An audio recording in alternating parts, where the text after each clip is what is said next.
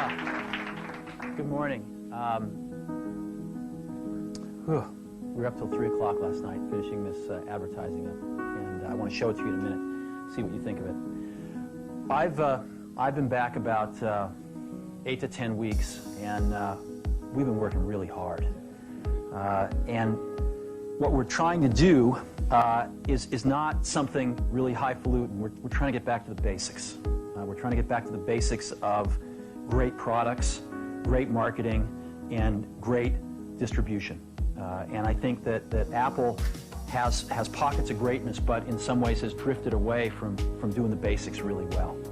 So we started with the product line. We looked at the product roadmap going out for a few years, and we said a lot of this doesn't make sense. And it's way too much stuff, and there's not enough focus. And so we actually got rid of 70% of the stuff on the product roadmap. I mean, I couldn't even figure out the damn product line after a few weeks. I kept saying, well, what is this model? How does this fit? And I started talking to customers, and they couldn't figure it out either. And so you're going to see the product line get much simpler, and you're going to see the product line get much better. And there's some new stuff coming out that's incredibly nice.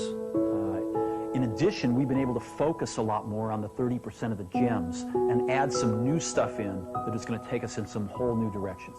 So we are incredibly excited about the products.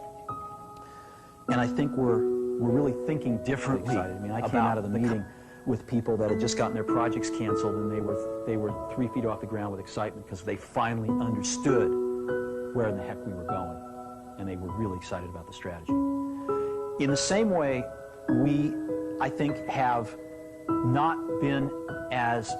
kept up with innovations in our distribution.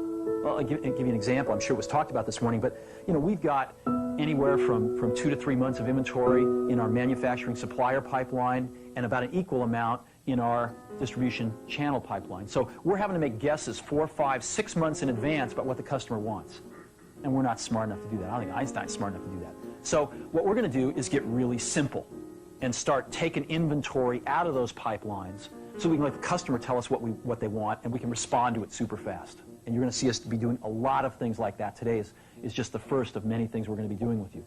So we're going to be not only, I think, catching up to where the best of the best are in distribution, but we're going to actually be innovating and be breaking some new ground, I think, in the coming several months. And I'm pretty excited about that as well in the distribution manufacturing side of things. And that gets us to the marketing side of things. To me, marketing's about values. This is a very complicated world. It's a very noisy world. And we're not going to get a chance to get people to remember much about us. No company is. And so we have to be really clear on what we want them to know about us. Now, Apple, fortunately, is one of the half a dozen best brands in the whole world. Right up there with Nike, Disney, Coke, Sony. It is one of the greats of the greats, not just in this country, but all around the globe. And But even a great brand needs investment and caring if it's going to retain its relevance and vitality. And the Apple brand has clearly suffered from neglect in this area in the last few years. And we need to bring it back. The way to do that is not to talk about speeds and feeds.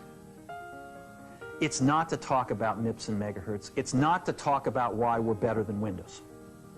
The dairy industry tried for 20 years to convince you that milk was good for you. It's a lie, but they tried anyway.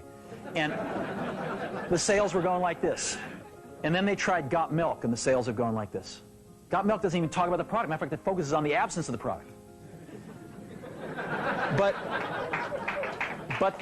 the best example of all, and one of the greatest jobs of marketing the universe has ever seen is Nike. Remember, Nike sells a commodity. They sell shoes. And yet, when you think of Nike, you feel something different than a shoe company. In their ads, as you know, they don't ever talk about the products. They don't ever tell you about their air soles and why they're better than Reebok's air soles. What does Nike do in their advertising? They honor great athletes, and they honor great athletics. That's who they are. That's what they are about. Apple spends a fortune on advertising. You'd never know it. You'd never know it.